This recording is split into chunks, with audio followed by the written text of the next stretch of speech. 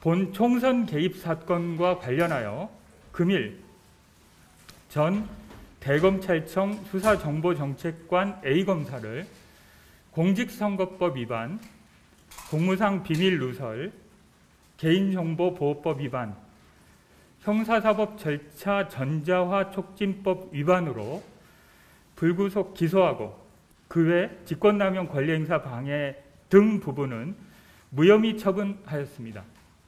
고발 사주 사건 용두사미로 끝났습니다. 이미 작년 말에 그렇게 될 것이라는 예측 보도가 나왔지요.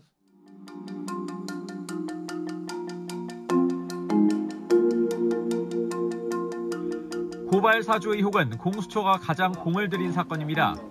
지난 9월부터 수사력을 모두 쏟다시피 했지만 용두사미. 의혹의 최정점인 윤석열 국민의힘 대선 후보는 조사조차 하지 못한 채 이대로 해를 넘기게 됐습니다. 핵심 인물인 손준성 검사에 대한 체포 구속영장이 세 차례나 연거푸 기각된 것이 결정타였고 거듭된 공수처의 무리한 구속영장 청구에 대해 현명한 결정을 내려주신 사법부에 감사드립니다. 주임 검사인 여운국 차장의 우린 아마추어라는 말은 두고두고 구설에 올랐습니다.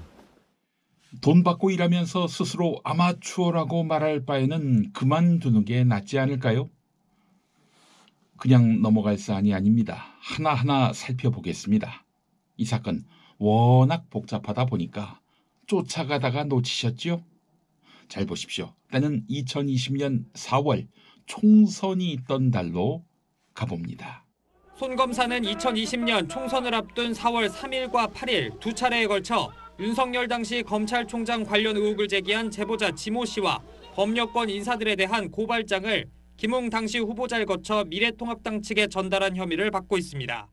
검찰에서 국민의힘에다가 고발장을 내라. 그러면 우리가 수사하겠다. 이렇게 고발을 사주하는 것입니다.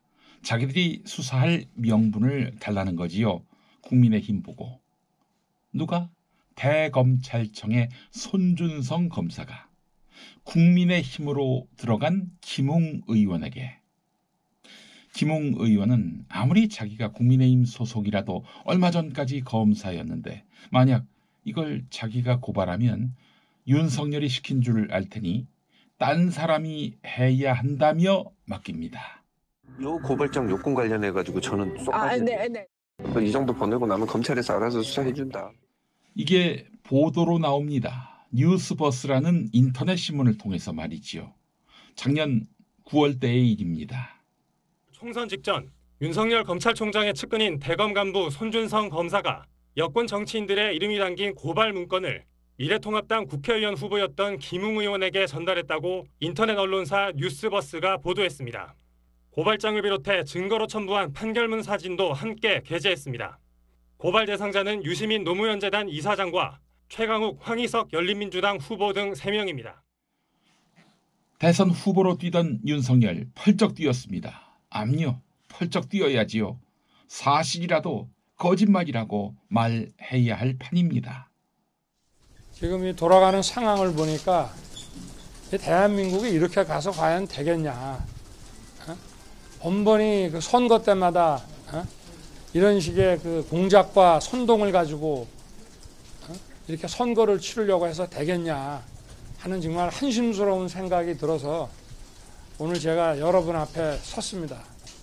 앞으로 좀 정치 공작을 하려면 좀 잘 준비해서 제대로 좀 하고 국민들이 다 아는 그런 메이저 언론을 통해서 면책 특권 뒤에 숨지 말고 또 어디 재소작 들먹이지 말고 좀 국민들 누가 봐도 좀 믿을 수 있는 신뢰성 있는 사람을 통해서 이렇게 좀 문제를 제기할래도 좀 제기를 해 주셨으면 좋겠습니다.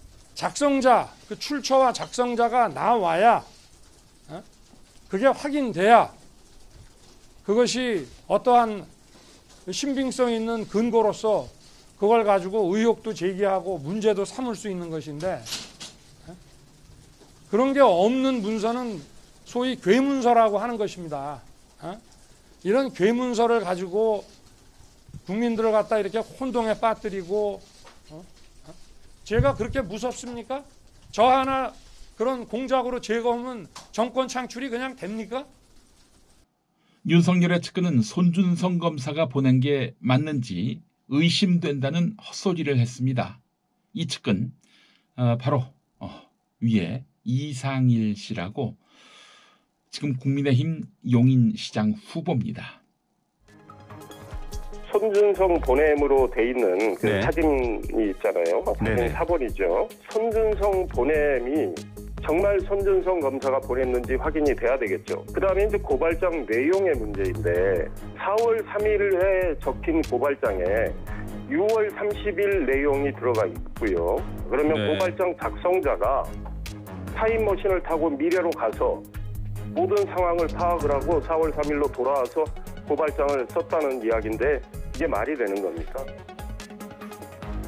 그런데 검찰이 지난주 조 씨가 제출한 휴대전화 2대 등에 대한 디지털 포렌식을 진행한 결과 조 씨가 해당 고발장 파일을 지난해 4월 3일 내려받았고 닷새 뒤 추가로 받은 기록을 확인한 것으로 전해졌습니다. 조 씨가 김 의원으로부터 고발장 파일을 전달받은 시각과 내려받은 시각이 거의 일치하는 것으로 드러난 것인데요. 검찰보다 먼저 수사에 착수한 공수처 역시 손준성 보냄이라는 메시지의 발송자가 손준성 검사와 같은 사람이라는 점을 확인하기도 했습니다. 그러나 앞서 들으신 대로 감춰질 것이 없습니다. 지난해 4월 3일 오전 김웅 국민의힘 의원은 같은 당 소속인 고발사주 의혹 제보자 조서원 씨에게 전화를 걸었습니다. 4일 전 MBC가 보도한 채널A 기자의 협박성 취재 의혹은 공작이라며 MBC 기자 등에 대한 고발 계획을 설명합니다.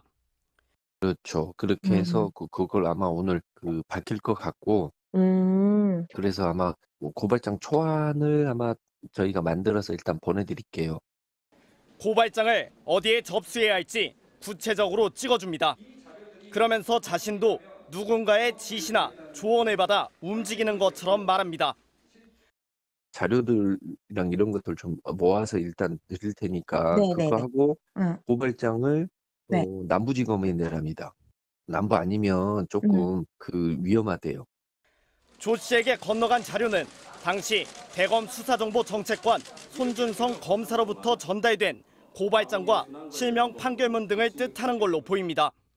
이른바 손준성 보냄이 표기된 파일들입니다.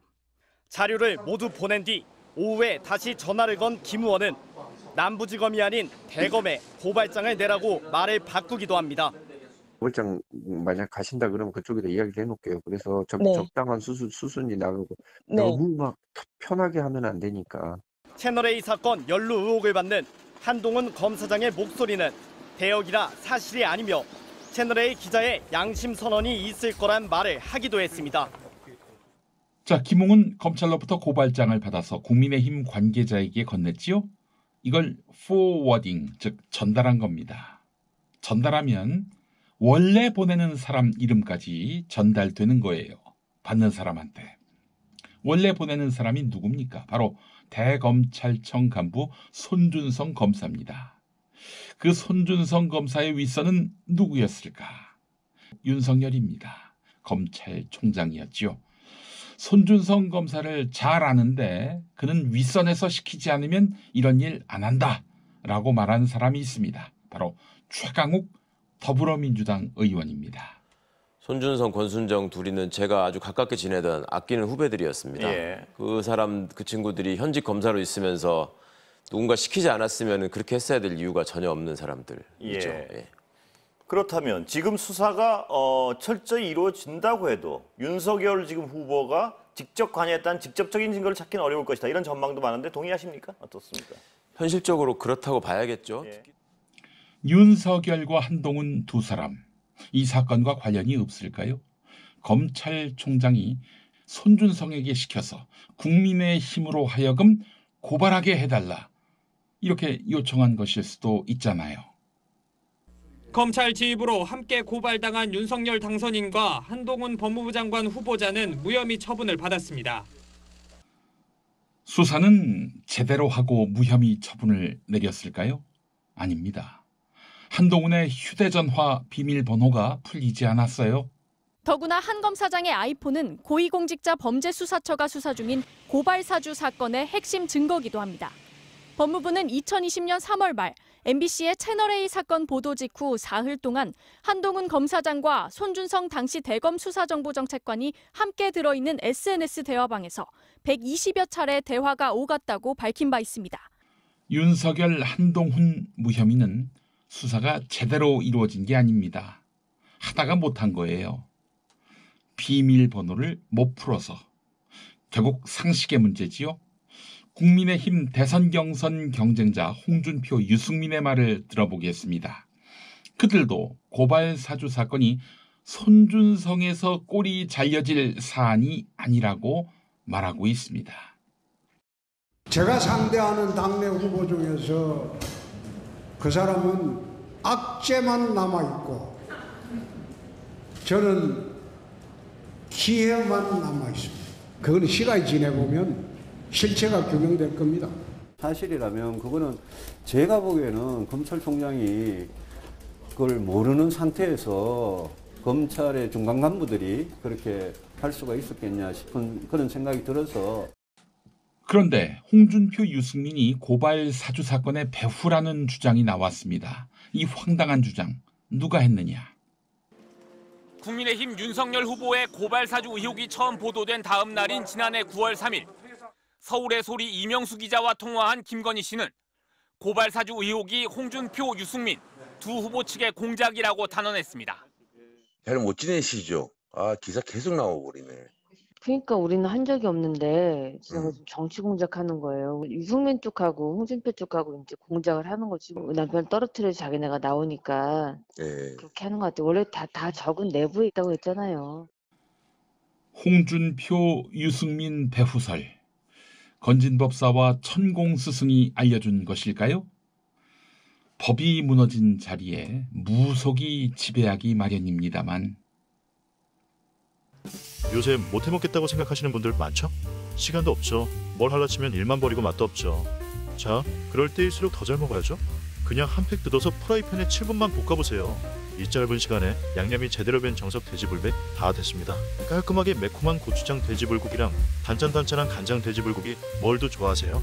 국내산 회와 양파를 사용해서 정성껏 숙성시킨 양념육을 혼밥으로, 술안주로, 그리고 밥 반찬으로 넉넉하게 드셔보세요. 빠르죠? 간편하죠? 맛은 놓칠 수 없으니까. 킥킷 제주 안동 고추장 돼지불고기, 간장 돼지불고기.